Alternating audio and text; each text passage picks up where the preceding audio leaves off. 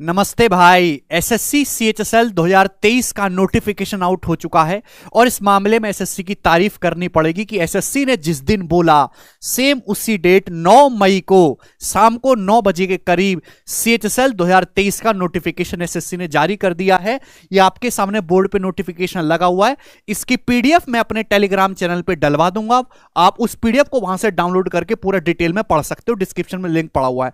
हालांकि मोटी मोटी बातें जो है मैं एसएससी सीएचएसएल के इस नोटिफिकेशन से रिलेटेड आपको बताऊंगा, एंड तक आप वीडियो को देखना। इस बार वैकेंसी पिछले साल अगर हम देखें तो लगभग 4400-4500 वैकेंसी सीएचएसएल में थी, लेकिन इस बार जो वैकेंसी उन्होंने बोला है टेंटेटिव, वो मात्र 1600 वैकेंसी बोला है। तो 1600 वैकेंसी को देख के आपको घबराना नहीं है, ये टेंटेटिव वैकेंसी है, बढ़ेंगे जरूर। एक्चुअली इतनी कम टेंटेटिव वैकेंसी आने का कारण क्या है? सीएचएसएल में एक पोस्ट होती थी पोस्टल असिस्टेंट, जो सीएचएसएल से ट्रांसफर होकर अब सीजीएल में चली गई, और लास्ट ईयर जो उसकी वैकेंसी थी सीजीएल में वो 19,500 के समथिंग, यानी कि अप्रॉक्स 20,000 वैकेंसी थी पोस्टल असिस्टेंट की। उसकी वजह से सीजीएल के 2022 के सेशन में 37,000 वैकेंसी हो गई, जबकि उसमें से एक्चुअल 20,000 वैकेंसी तो इस सीएचएसएल वाली थी पोस्टल असिस्टेंट की।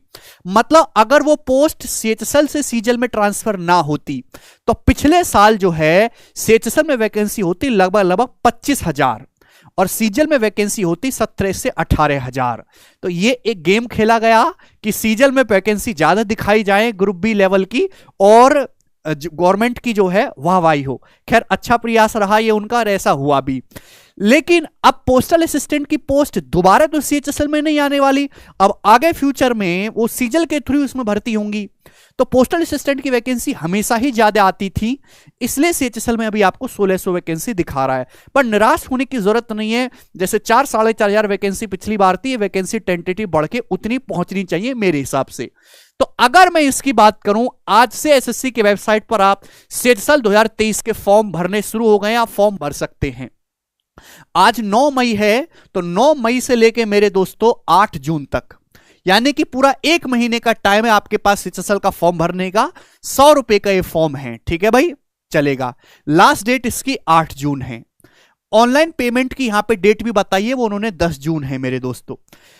दूसरा कि dates of window for application form correction and online payment of correction charges, कि भाई आपकी फॉर्म में अगर कोई एरर हो जाती है तो आप उसको करेक्ट भी कर सकते हो, तो उसके लिए भी ये 1 दिन की डेट देंगे 14-15 को।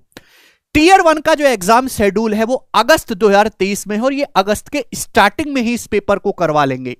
टीयर 2 पहले क्या होता था, सीएचएसएल में टीयर 1 होता था, उसके बाद आपका सिंपल डिस्क्रिप्टिव होता था, उसके बाद आपका टाइपिंग टेस्ट वगैरह हुआ और आपका डीवी खत्म हो गया पूरा प्रोसेस।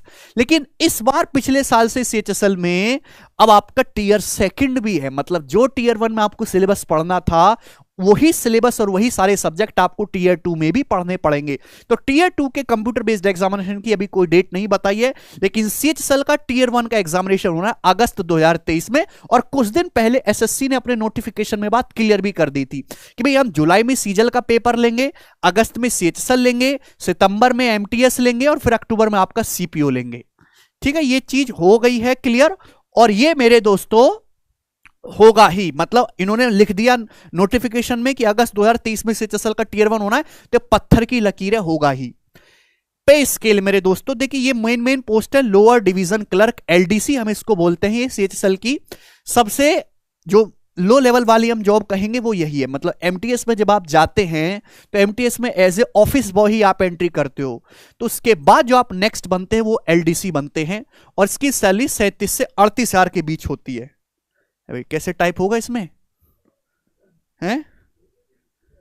ठीक है, 37 से 38,000 के बीच इसकी सैलरी होगी। उसके बाद डाटा एंट्री ऑपरेटर, पे लेवल 4, और ये उसके नेक्स्ट लेवल की जॉब है, ये data entry operator grade A, पे लेवल 4। तो इनकी सैलरी आपकी 44-45,000 के नजदीक रहती है, ठीक है ना। एमटीएस के तुरंत बाद वाला जो प्रमोशन है वो यही है एलडीसी का। दूसरी बात, वैकेंसी इन्होंने साफ साफ लिखा है टेंटेटिव वैकेंसी है, उसी से इस्तेमाल किया जिससे कि बच्चे भड़के ना। अप्रॉक्स 1600 वैकेंसी है। हालांकि किस डिपार्टमेंट में या किस पोस्ट के लिए कितनी वैकेंसी है उन्होंने ये क्लियर नहीं किया है, यहां पे लिखा हुआ है। आप इस बात की जानकारी के लिए अपडेटेड वैकेंसी के लिए आप जाओ, पोस्ट वाइज और कैटेगरी वाइज वैकेंसी के लिए वो वेबसाइट पे अवेलेबल रहेंगी कमीशन की। ये कमीशन की वेबसाइट है ssc.nic.in, उसमें कैंडिडेट के कॉर्नर पे जाइए, उसमें टेंटेटिव वैकेंसी पे क्लियर करिए टाइम टू टाइम, तो ये आपके नोटिफिकेशन के बारे में बताते रहेंगे। स्टेट वाइज और जोन वाइज की वैकेंसी अभी तक कलेक्ट नहीं की गई है। दूसरा मेरे प्यारे भाई, अगर हम बात करें यहां से कि ये एग्जाम भरने की क्या क्या क्वालिफिकेशन है, इंडिया का सिटीजन होना चाहिए, नेपाल का, ये तो आप सभी बच्चे जानते हैं, एग्जाम के लिए कॉमन है। एज लिमिट क्या है?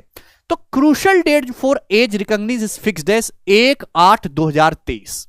तो ये एक जो है मेरे दोस्तों आपका अगस्त 2023 से आपकी जो है एज काउंट हो रही है, मतलब जो भी स्टूडेंट है आपका वो 18 से 27 साल की एज में इस फॉर्म को भर सकता है। यानी कि मेरे प्यारे भाई एज 18-27 के बीच में 2/8/1996 से 1/8/2000 के बीच का जो भी बच्चा है वो इस फॉर्म को भरने के लिए एप्लीकेबल है। ये मैं जनरल कैटेगरी की बात कर रहा हूं 18 से 27 में। बाकी कैटेगरी को रिलैक्सेशन भी है, जैसे SC ST के लिए 5 साल का रिलैक्सेशन है, मतलब ये 1/8/1996 से 5 साल पहले कर लीजिए, ठीक है भैया, तो आपको जो है 5 साल का रिलैक्सेशन मिलेगा। ओबीसी में 3 साल का, ये हर एग्जाम में ही इतना रिलैक्सेशन आपको मिलता है। एक्स सर्विसमैन के लिए 3 साल का रिलैक्सेशन है। अच्छा, अब इसके बाद की बात करते हैं। अच्छा, ये एक्सप्लेनेशन कर रहा है कि एक्स सर्विसमैन का मतलब क्या है। ये नॉर्मल सी बातें हैं, इनको आप बिल्कुल ऐसे इग्नोर कर सकते हो जैसे वो तुम्हें इग्नोर करती है, कोई जरूरत नहीं है। एसेंशियल एजुकेशनल क्वालिफिकेशन, तो आप इसकी क्वालिफिकेशन के बारे में जानते हो कि 12th स्टैंडर्ड पास होना चाहिए, science stream with mathematics as a subject from a recognised board और इक्विवेलेंट, ये है डाटा एंट्री ऑपरेटर के लिए। अदरवाइज इसकी जो रिक्वायरमेंट है वो 12th स्टैंडर्ड ही है, 12th पास कोई बच्चा अप्लाई कर सकता है। एलडीसी और जेएसए के लिए 12th स्टैंडर्ड और equivalent examination from a recognised board और यूनिवर्सिटी। लेकिन डाटा एंट्री ऑपरेटर जो ग्रेड ए वाला है, 2 टाइप है मेरे दोस्तों, जो ग्रेड ए वाला है उसमें साइंस स्ट्रीम से ही होना चाहिए विद मैथमेटिक्स में, किसी भी स्टेट बोर्ड से, ठीक है भाई। ये एग्जाम डेट है। और फाइनल ईयर वाला, मतलब जो 12th में है वो भी इसको अप्लाई कर सकता है, लेकिन आपका जो रिजल्ट है वो 1/8/2023 से पहले आ जाना चाहिए, ठीक है, ये इन्होंने बोला भी है। अच्छा, हाउ टू अप्लाई के बारे में आप जानते हो, एसएससी की वेबसाइट पे जाके आपको अप्लाई करना है। अभी से आप अप्लाई करना शुरू कर दो, सारा प्रोसेस पढ़ के। आपको महीने भर का इंतजार नहीं करना है कि आप लास्ट टाइम में जाके जो है फॉर्म भर रहे हैं, ठीक ना। 100 रुपए का आपका फॉर्म रहेगा। ये इन्होंने बोला है कि आपके एग्जामिनेशन के सेंटर यहां है इस सिटी में, तो पहले क्लियर कर देते हैं कि इन किन सेंटर पे आपका एग्जाम होगा। स्कीम ऑफ एग्जामिनेशन पिछले साल की तरह आपका टीयर 1 होना है, टीयर 2 होना है। अगर हम बात करें टीयर 1 में चारों सब्जेक्ट पूछे जाएंगे, इंग्लिश, जनरल इंटेलिजेंस, मैथ्स और जनरल अवेयरनेस। 25-25 क्वेश्चन होंगे, एक क्वेश्चन 2-2 मार्क्स का होगा, 1/4 की नेगेटिव मार्किंग है, 60 मिनट में आपको पेपर करना है, तो 200 नंबर का ये पेपर होना, ऑब्जेक्टिव टाइप ये पेपर है। उसके बाद आपका टीयर 2 का एग्जामिनेशन होगा। टीयर 2 में मेरे दोस्तों जैसे आपके सीजल के मेंस में है ना, वैसे यहां पे भी 2 सेक्शन बना दिए, बस थोड़ा सा वेटेज का फर्क है। तो टीयर 2 में आपका सेशन फर्स्ट जो कि 2 घंटे 15 मिनट का रहेगा। सेशन फर्स्ट में 2 सेक्शन बनाए, section first, section 2। Section first में मैथमेटिक्स है और रीजनिंग है, 30-30 सवाल होंगे, लेकिन मेंस का एक सवाल 3 मार्क्स का है, जबकि प्री का जो टीयर 1 का एक क्वेश्चन 2 मार्क्स का है, तो टोटल 180 हो गया। 1 घंटा दिया जाएगा ईच सेक्शन के लिए। सेक्शन 2 में इंग्लिश के 40 क्वेश्चन हैं और जनरल अवेयरनेस के 20 क्वेश्चन हैं। वहीं सीजल के मेंस में इंग्लिश के 45 सवाल हैं और जीएस के 25 सवाल हैं, तो टोटल 70 क्वेश्चन है। तो यहां भी आपके 60 क्वेश्चन होंगे, हर क्वेश्चन 3 मार्क्स का होगा, 180। नेगेटिव मार्किंग यहां पे 1 मार्क्स की रहेगी, यानी कि एक सवाल ठीक करने के 3 नंबर मिलेंगे, एक सवाल आप गलत करोगे तो 1 मार्क्स कट दिया जाएगा। अनअटेम्प्टेड के लिए कोई दिक्कत नहीं है। उसके बाद सेक्शन 3 है कंप्यूटर नॉलेज मॉड्यूल। ये वैसे तो क्वालिफाइंग नेचर का है, बट ये पास करना कंपलसरी। अगर आप कंप्यूटर में फेल होगे तो आपकी सारी मेहनत पे पानी फिर जाता है। 15 क्वेश्चन इसके होंगे और हर क्वेश्चन 3 मार्क्स का होगा, 45 का। आज इस कंप्यूटर जो है नॉलेज मॉड्यूल को लेके एक फेक नोटिस भी वायरल हुआ था, तो मैंने सोचा कि वो नोटिस ठीक है, मैंने वीडियो भी बना दी थी, पर वो नोटिस फेक है।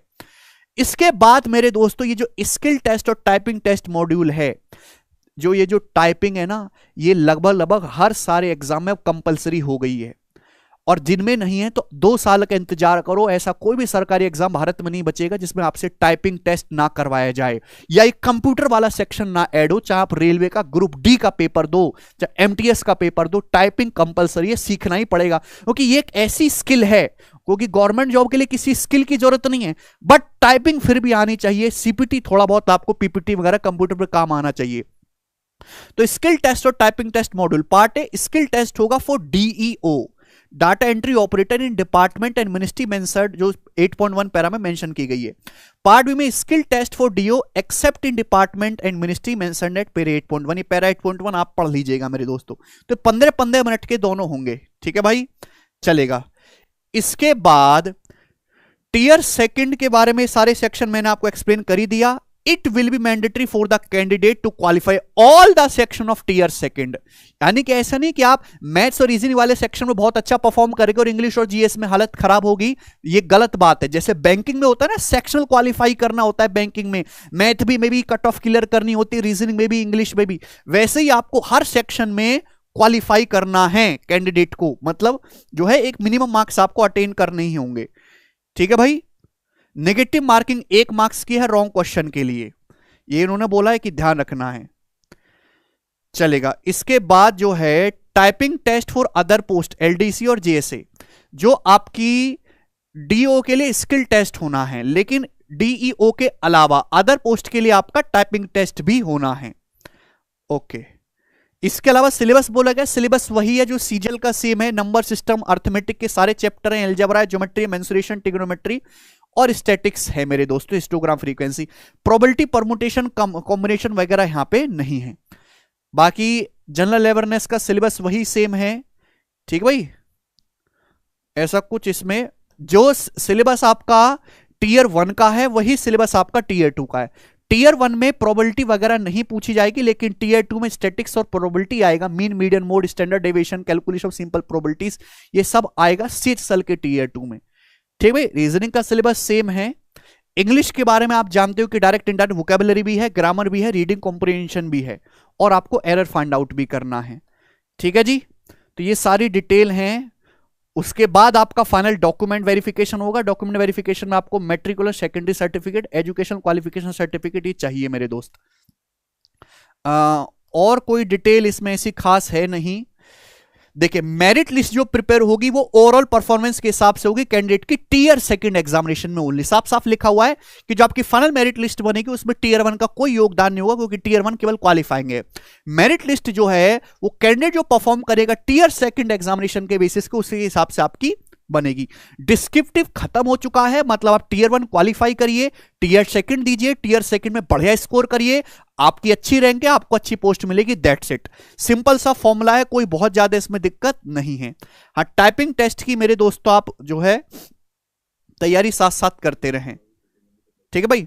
और कोई छोटी छोटी सी डिटेल होंगी तो मैं टेलीग्राम चैनल पे डाल दूंगा। बाकी सारा नोटिफिकेशन कॉपी पेस्ट है, हर उसमें ऐसा ही आता है, ठीक है ना, ओके। एक चीज ये है कि साफ साफ ये कह रहे हैं कि फोटो को जोड़ा, कुछ बच्चे चश्मे लगा के फोटो को अपलोड कर देते हैं या फोटो अपलोड करने में दिक्कत करते हैं दोस्त, है भाई। तो फोटोज को ढंग से पढ़ें, भरें मेरे दोस्तों, मतलब आपका फोटो एकदम क्लियर होना चाहिए, बहुत पुराना फोटो नहीं होना चाहिए, ठीक है। फोटो और सिग्नेचर दोनों ही। तो इन्होंने एक परफॉर्मा भी दिया है, ठीक है जी, कि आपको फोटो कैसे अपलोड करना है, जैसे ये, ठीक है ना, इस टाइप का फोटो है, ये ब्लर दिख रहा है, एक्स्ट्रा कलर है, टू क्लोज है, ये हेड बैट लगा के स्टाइल में फोटो दे रहे हैं, चश्मा लगा के, ये सब कुछ नहीं करना है मेरे दोस्तों, ठीक है ना।